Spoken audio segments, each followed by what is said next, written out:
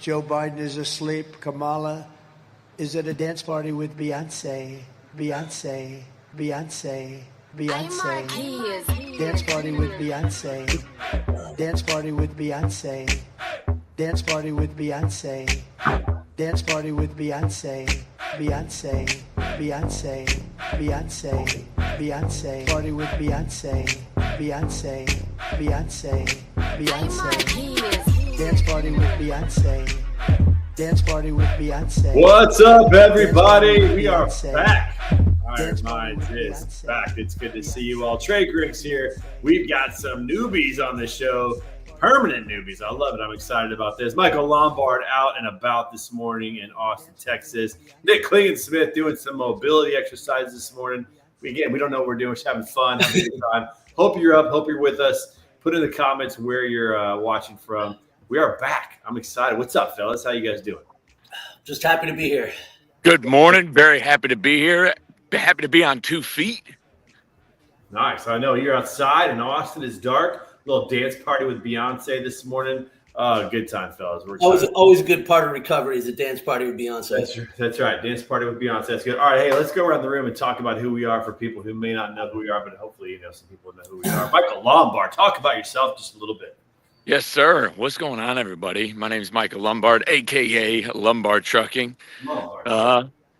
Former truck driver, still CDL holder, personal trainer, head coach at Orange Theory.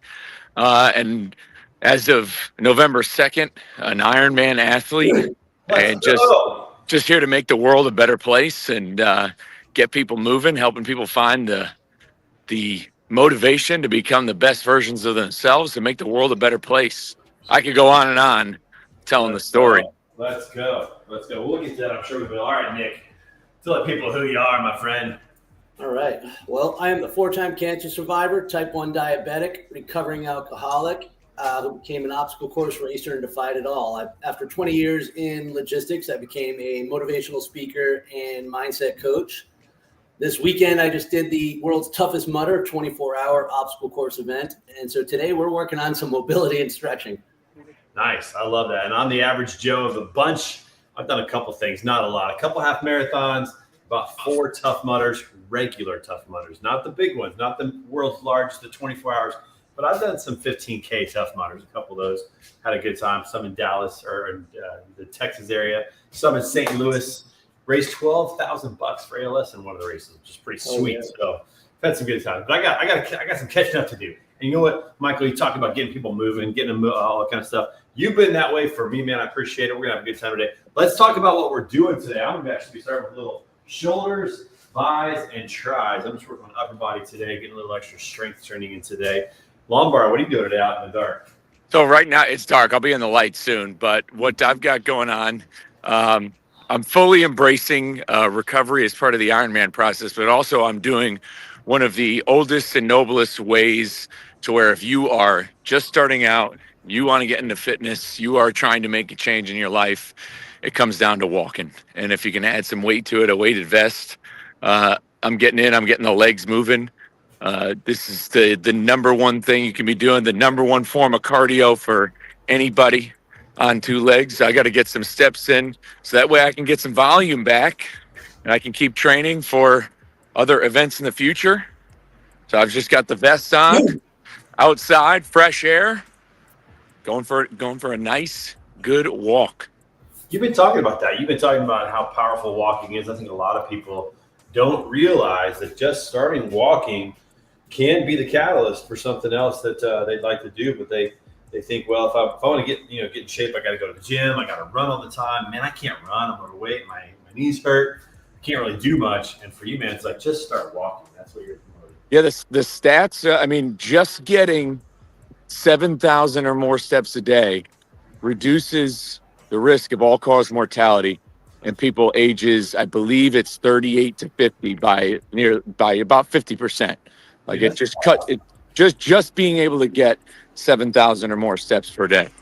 Yeah, that's really. That's a lot. I think a lot of people just don't realize that can be a big part of what they need to do. So I love it, man. Absolutely love that. Nick, man, what are you working on today? You know what? If walking is the cure to a longer life, then what I'm doing right now is what stops most people from taking that second day is when something hurts, something's tweaked, something's not working right. A lot of people just hit the couch and say, hey, I can't do anything. So today we're rehabbing. We got some injuries. Obviously, I did 30 miles the other night, almost 100 obstacles. So everything's going to be a little hurt and sore. Yesterday, I didn't do anything, just some walking to start get the blood flowing. But so today, some simple mobility, some stretching, some yoga action, just try to get the body to start to loosen up a little bit. And, I put a post out the other day. Lombard, you liked it. I was waiting for a comment when I talked about the impact of like just 30 minutes of zone 2 cardio a day and how like that can be such an effective lifesaver. And I think a lot of people get this misconception with fitness. They watch some gym bro video on YouTube of people like lifting 4,000 pounds, sprinting all the time, and they're just unhappy and miserable. And it's not a motivation for somebody who's not doing something. It's a deterrent. And most of the time they just have to get started. It really is the simple things that make all the difference. Good habits are a gateway drug. Send me that post because I'd love to jump in on that because, I mean, what's crazy is that's Ironman right there. Like it's zone 2 like that. Yeah. Like that. My whole time on the bike spent, it's a 112-mile bike for a full distance triathlon. And, my heart, even the swim, granted, some people aren't as lucky, but on the bike, like my heart rate, especially at a flat road, is within the 130s. Like it's not being pushed. And then even as I got to the run, now when I was on the run, which is a marathon, I was having some full-scale bowel evacuations. But the pace I was running at, because I'd already been beat up, it was a 5-hour marathon that I ran. And so my heart rate's still like in the 145, like still very low. I mean, you're just progressively in that zone 2. And what that zone 2 does, it's an aerobic fat burning zone where your body is going to be consuming your fat for energy. And and what it does for your overall endurance, it's going to raise your VO2 max. It's going to help you go, be able to run further, longer, get faster. I call the zone 2 like the Napoleonic heart rate zone because it's the command, it's the strong center. Like, Napoleon was master of the strong central position, and that zone 2 is where you're going to make your most money. And depending on someone's, level of fitness, sorry about the shot there, that zone 2 might simply be the walk. For me, it's a real slow run. I'm probably doing 13 down, depends on the weather. When it's 90 degrees and 100% humidity down here in Florida, I might be doing 13, 14-minute miles for that. So it's just not, it's supposed to be easy. It literally is supposed to feel easy. Yeah. Lombard, I love the fact that we're just seeing lights. We're just seeing lights every once in a while on the camera because it's so dark. That just spawned on me that idea of comparing zone 2 to Napoleonic tactics of winning. That's actually a direct quote from Napoleon. I defeated the Austrians simply by marching. So his zone 2, the Grand Armée's zone 2 endurance is what defeated the Austrians. Man, if we didn't record this morning, I'd have never coined that. I cannot wait to use that in real life when I talk to people. Coin it. A couple of years ago when I broke my rib in an obstacle course race, and I still ran the Berlin Marathon 90 days later, and I ran a PR, and it was the simple consistency of getting the workouts in without being distracted of having to necessarily work for obstacle course racing, and just the consistent application of the process is what got me the result. Oh, love to hear that. I think that there's people out there that would love to do some of these types of things, whether it's like a 5K or a sprint triathlon, which is a shorter version of the Ironman, which, Michael, I know you just did a full Ironman, which is crazy, just under 14 hours, like 1350 something like that. Yeah, 1344. Incredible, dude. Sorry, I'm giving you extra minutes. My bad. 1344. It's incredible, but you didn't start there, man. Like, where did you start? Talk about your story of getting into shape. Some people know it who have followed your journey, but not everybody knows it, man. We should share it right here. Yeah, I know. And I was actually just talking to a friend about this last night because I'm friends with a lot of good people in the awesome fitness community. A lot of them are young cats, and like a lot of them are, were just D1 athletes. They've always kind of had it, and now they're venturing into like these difficult activities like ultra marathons and stuff. But I didn't have it. Like what's crazy is the ebb and flow of how I live. So I did have it. I swam in high school. I was in the Marines from 08 to 12. I got out in 12. I played a little lacrosse in college. I still was sort of active, but I was still bigger than I needed to be. I was kind of built more like an offensive lineman. And then after college, talk about a total downward spiral of just continuing to eat and drink as if I was 20 years old, 21, and never having any amount of activity that was the same. So, I mean, I ballooned up to, I was 278 pounds at my heaviest. Dude, that is hard to believe, dude. I'll sit next to you. That's hard to believe. And it's just, it's hard. It is hard to believe. People find it crazy. And what started me on this path, because I didn't just go from 0 to Ironman overnight. What started me on the path was getting the body moving again. I found a community, found a CrossFit gym in West Haven, Connecticut, with an owner who's, a phenomenal coach and just if you're bought in, he gives you everything he's got. And that's kind of where it started from him, putting one foot in front of the other. And I learned from him. I learned more about nutrition. I learned about, showing up, the beauty of just showing up, not necessarily having to go all out and go ham every day, like Nick was saying. And, from there, it just turned into building steady habits that had me start drinking less, had me start eating better. I ate out less. And, from there, it was just this trajectory that led me to when I started driving truck. And when I was driving truck, I had enough discipline in me then to, while I was in CDL school, start running, okay, I'm going over the road. I won't be able to just go to the gym or ride a Peloton. I gotta get some running shoes. And if there's land in front of me, I'm going to start running. And so I just, from there, running took off, and then it kept rolling. I took running seriously until I was able to run marathons while I was still driving a truck. And then kind of getting towards triathlon. I mean, that the idea of getting into tris didn't start till this year, only because I am comfortable in water. And I was like, well, if I could swim and I've been running, I might as well if I throw the bike in there, I could throw it together. Yeah, it's incredible, dude. I love it, man. I absolutely love it. And, there's something powerful about just showing up, like you said.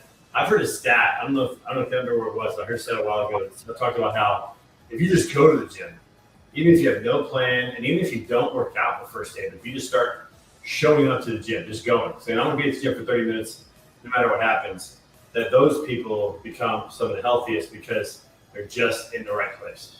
If you spend enough time at the barbershop, you're going to get a haircut. I did that yesterday, and I practice what I preach on, just showing up. I'm not running right now. I'm still recovering from Ironman, but yesterday there's a run group that links up in Austin, Endorphins. They're in multiple cities, and they link up at 6:30 in the morning. And I was like, and I knew I wasn't running. I showed up anyways, just to say what's up to everybody. I ended up getting a scooter with them, took some videos. I'm keeping my regular habits, as if I'm not skipping. I may not be doing the work, but I'm just keeping those habits going in fear of ever going backwards. Dude, what a great name, Endorphins. That should be a team name. That's a sports name, Endorphins. I know, it's great team name. I think you'll appreciate this. One of the reasons I like obstacle course racing is there's always something you can train. If you're hurt in one area, there's something you can train in another. There's always something you can do. And I'm even doing it right now, which is honestly why I'm appreciative of this morning, because for accountability purposes, guys, I was up for 36 something hours. I could have easily slept in this morning and said, screw it, I'll stretch tonight, or how big of a deal is it? But I was just going to delay the recovery. But this, as you and I were talking yesterday or the day before, Michael, this is training. I'm training for the next thing right now. It may not look it, but I got to recover from the last thing in order to get better. Yeah, I love to do that, man. It's just a matter of just showing up. I know I've done a bad job lately. I've just kind of slipped, and what's really kept me in it is I met this kid he was in 8th grade at the time, he's now freshman, basketball player, and just disciplined. The guy just wants to do drills. He just wants to work. And we started working together at the Y one day. And he's like, hey, man, can I have your number? Can we do more of this? I was like, yeah, sure. Now it's got me back in the gym. It has me because, I played college basketball and used to be in really good shape. And then sometimes you just let life get to you, You just let life get busy or take over some things for a while. And before you know it, you gain 10 pounds and you don't feel as good. And then it makes it harder and harder to get in the gym and, to do that. So it's good to have some people around a community that can help out, which is the premise of this show. As you can see, iron minds, iron sharpens iron. Hey, one man sharpens another. Yeah, we need each other. That's what, this. I'm glad we're doing this because I was talking to Adam Wingfield about this at the first Broker Carrier Summit. Yeah. Back in the spring. Not the first one. The first one I went to in Kansas City.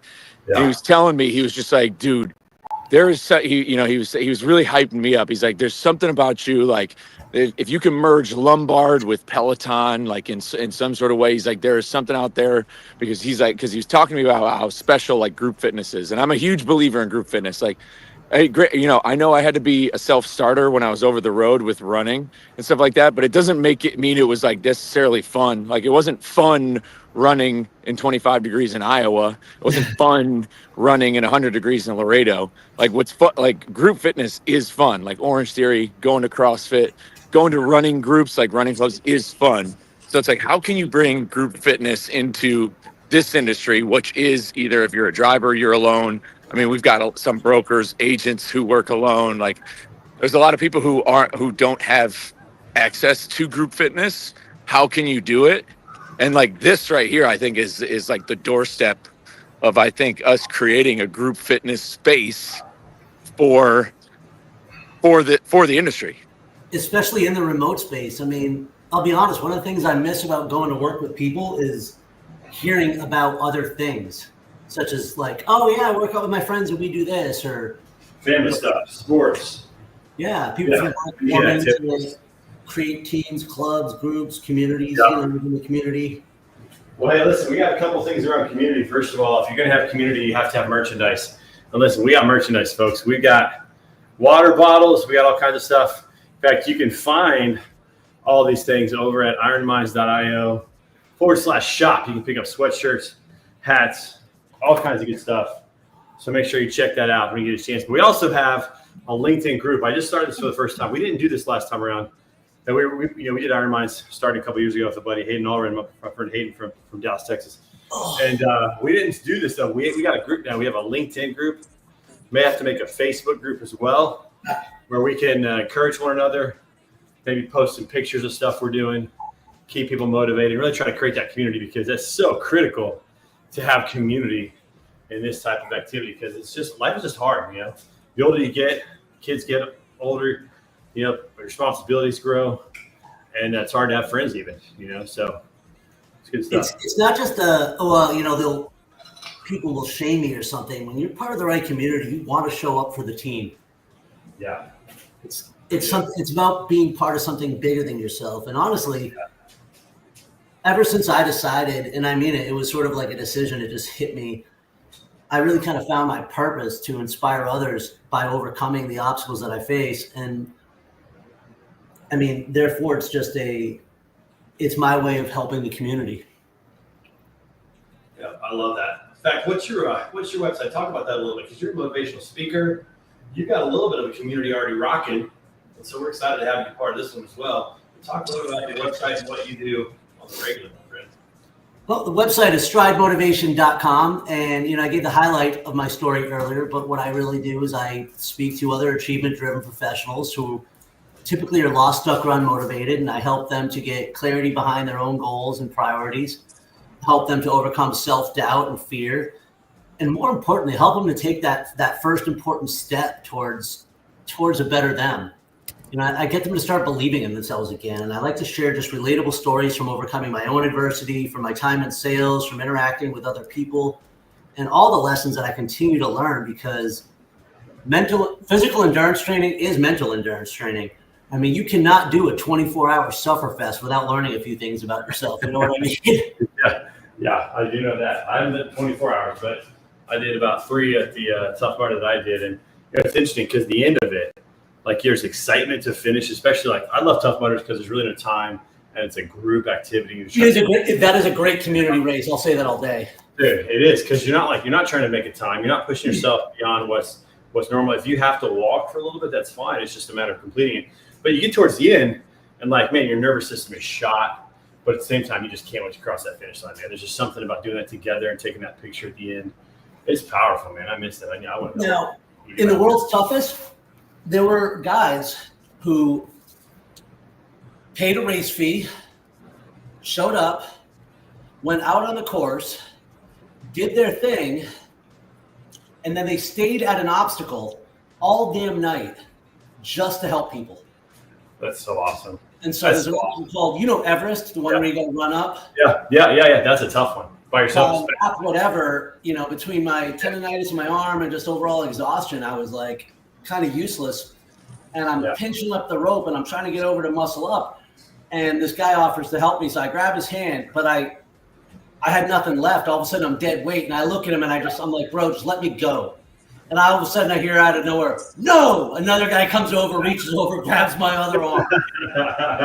Curled me up over the side, like putting me in the boat.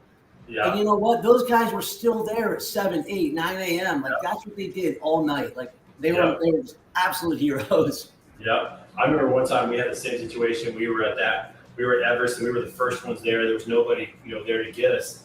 And one of us got over on their own, started pulling people up, and we ended up being there for half an hour because it got excited just helping people up and over. Yeah. And eventually we remembered, we need to keep going. But we got so addicted just helping people over, just being a part of that community, just seeing people who, gosh, you sign up for this thing and you're out there, at 7:30 on a Saturday morning, and people are just getting after it. It's like you want them to succeed, you want them to cross the finish line, and get that joy, get that rush of completing the task, getting the headband, be a completion, Tough Mudder racer. It's like, man, you just want to help out, and that's something really powerful about that. That's something I'll actually share in my talks. I say that inspiration is everywhere, and I mean it. You just have to look for it. The obstacle course racing community, and I mean community, is truly everywhere. Yeah. It's the person, it's the 300-pound person getting over that 8-foot wall for the first time. Yeah. It's someone like me who's afraid of heights getting over that A-frame, or or better yet, it's the adaptive athlete who is showing us what mental toughness really is. And there are just so many incredible stories in any one of these events. It's truly encouraging and inspiring, and it's humbling too. It makes you believe that you can be better, but at the same time, like it lets you know that it's okay to just simply be human, to simply be part of the pack. Dude, 100%. I remember the last Tough Mudder I did, there was a guy in the pit, the starting pit there, that was on his 100th Tough Mudder. I was just doing the math in my head, like, dude, he was doing like 6 a year, 7 a year, 8 a year, whatever. And then there was an 85-year-old woman who was doing the Tough Mudder as well. This is a 15K. This is not an easy one. 15, 9 miles over terrain, over obstacles. And she was in her 80s doing this thing. I mean, I just remember thinking, like, that's cool. Like, that's actually cool. Some people, they retire, they go collect seashells in Florida. If that's what you want to do. But man, like, here's this woman, dude. She's in the pit about to do this Tough Mudder. And so along the way during the race, man, you're pulling for this woman. You're like, man, I want to see her absolutely destroy this course. And again, that's just something where you don't get that a lot in other things that are not community-based. And so it's huge. It's huge. We tend to find a lot of excuses in life not to do hard things, and not for nothing. It's not our fault. We are pre-programmed for safety. We are pre-programmed for the path of least resistance. It's just how it is. So you have to actually actively make decisions to do hard things. And that's how you build that resistance. That's how you build resilience. It does not come naturally. That's right. You can't do a Ironman unless you can run the first mile. You can't run the first mile unless you walk out the door. And it's the little decisions that get you there. Yep. I'll tell you what I just recently did, because I'll tell you, I'm the worst. Like, I'm not a morning person. The fact that I'm up right now is a shock. My wife was even like, what are you doing? Because I'm not a morning person at all. But we are here, everybody. But you know what I did is I put on my calendar from 11 to 1 every day, which seems like a lot of time. I get it. But from 11 to 1 every day, I blocked it off for workout, cleanup, and lunch every day. And I'll tell you, it makes a difference. I mean, I'll shut things down. because I'd rather do some work at night. I'm real creative at night when the kids go to bed. I'd rather like knock an hour of workout at night because that's when I'm most creative. But I started doing that. And so now I shut things down at 11 a.m. I get out the door, go on a walk with my dog or do something. And right now it's just getting outside. It's just getting out. And so right now it's mainly walks and push-ups. That's really all it is. But it's just getting the process started. Man, I already feel better. I already feel like, hey, I've got this built in where I know I got time. No matter what happens, I know I got time. I can go and just get moving and get grooving. You just said the key word. You know you got time. We all have the same 24 hours. And you do. Yeah. You got to make a decision. You got to block it off. You got to make it important. And sometimes we need that extra thing to force us to prioritize things, to make decisions. Yeah. No, you're so right about that. And I keep thinking to myself, if Elon Musk can create like $4 billion companies, not $4 billion companies, $4 billion companies with the same 24 hours that I have in a day, surely I can get up and get a walk and do something. It's pretty lame to not be able to do that. Yeah, I mean, I've never, ever met one person who went for a walk and got back and said they felt worse. It's just like... Outside of that, you're absolutely right. Absolutely right. But when you're talking about a Tough Mudder and stuff, like seeing that stuff, that's why I tried to invite people, and I'm trying to invite people to Ironman Texas next year because, I was actually, before I get ahead of myself, I was talking to a friend of mine about this last night about how what's crazy is even though, and I've read Michael Easter's The Comfort Crisis, we're at this point of the most comfortable in human history, and we're suffering from the most like mental health, depression, all this stuff. But we were also talking about how like growing up, I'm 34. Like growing up, so right now there's guys in the space, guys like Nick Bear, he owns Bear Performance Nutrition. He's big on branding, a supplement company. He's a veteran. There's guys there's other like ultra athletes out there. There's these other brands and athletes that are out there where you're able to see into their life because of social media and see how they operate, and they're relatable. And that's why people are attracted to them. Like because it seems much more real as opposed to like growing up. Who did you have to look forward to? You either had your father or you had like Derek Jeter. Like there was no access there's no access to specific people who kind of were, above average athletic, who were succeeding in their own lives, whether it be in business, small business, whatever. Like you didn't have access to these people who were like young entrepreneurs, but also staying fit and then had a similar upbringing to you. Like now we have access to these people, and it's just like, and we live in a time right now where you can really find yourself. Like if you are like, I grew up, I have a great father, but I mean, there's other people who've grown up without like strong male figures in their life, or they're a young girl and they grew up, with a mother who wasn't there a lot. And there's so much access to finding more people who are like you out there to like give you that drive and motivation. And you see that at Tough Mudder. You also see it at Ironman. What's great about Ironman, you're seeing people do it in the twilight of their life. Like these are people who have a bone to pick with themselves, who are 55 years old, and they're out there doing it. And it really eliminates your excuses. But I definitely wanted to get that out there on the record this morning, that there are people you can see who have similar experiences to you, who are elevating themselves. And, it can change the trajectory of your life if you're paying attention to the right people. We didn't have access to that even 10 years ago, 15, 20 years ago. There was no access to that. Now there's access to people who are just like you and me that we can follow and kind of, we don't need to be exactly like them, but they teach us to be the best version of Trey, of Nick, of Lombard. Like that's kind of what they do. And I think that's a great thing. That's right. Being the best version of yourself. Go ahead, Nick. I was going to say, you look at some of the people out there like a Goggins, right? And if you don't know Goggins' story and you just see social media content, he's not going to get you off the couch because you don't understand that he was 300 pounds, dyslexic, et cetera. Like you only see who he is now and it's intimidating, I'm the guy who might get someone off the couch because I'm 45 years old, because I'm broken, because I'm relatable, because I'm every human being. I don't think there's anything unique about me. I think the ailments are just the things that make me more relatable, to people who might want to change. And if I can help to remove that mental excuse of I can't do this because, then that's where I fit in. And honestly, that's why I pick fights with the things that are wrong with me. I get injured and it's like, all right, let's learn how to overcome this. I get some sort of a new illness. It's like, all right, let's learn how to overcome this, because at the end of the day, I'm the only person in the world responsible for and accountable to me being the best Nick that I can be. That's right. That is correct. All right, so let's close this show out talking about a couple things. First of all, you guys see that open space on the bottom right of the screen? We need a sponsor, everybody. We need somebody who's going to step up to the plate and sponsor this show, all right? So if you're out there, you want to be a part of this movement, be a part of Iron Minds and this idea of iron sharpens iron, let us know. We need a sponsor for that. Number two, all three of us are going to be at the BCS in Indianapolis, April 28th through May 1st. And we're going to be, I think we need to start building into this event like a walkathon or some sort of activity. Michael Lombard, we need to figure something out. Absolutely. Get moving. Went for a nice run with a couple gentlemen at the Fort Worth Broker Carrier Summit. And yeah, there's no reason why. I know you got the golf tournament, which is great, by the way. Great cardio. Playing 18 holes of golf. Do not discount it. As long as you're keeping the extracurriculars at bay with golfing can actually get you pretty leaned out. But don't say never enjoy yourself while golfing. But yeah, if we could add on either some sort of walk, some sort of 5K, some sort of movement, I'd love to do that in Indianapolis. That'd be great. Weather should hold up for it. It's a perfect time of year to where it's not going to be snowing. Shouldn't be too hot.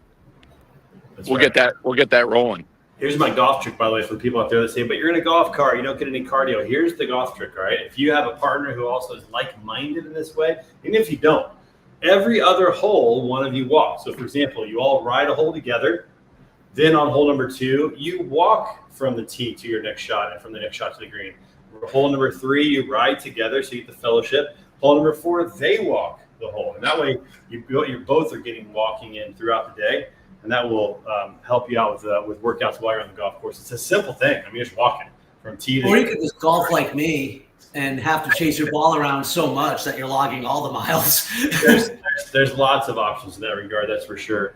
And then so be at the BCS. If you are in transportation, if you're a broker, carrier, vendor, and you're coming to the BCS, let's do something like this together. Let's find time just to get a walk in, something simple.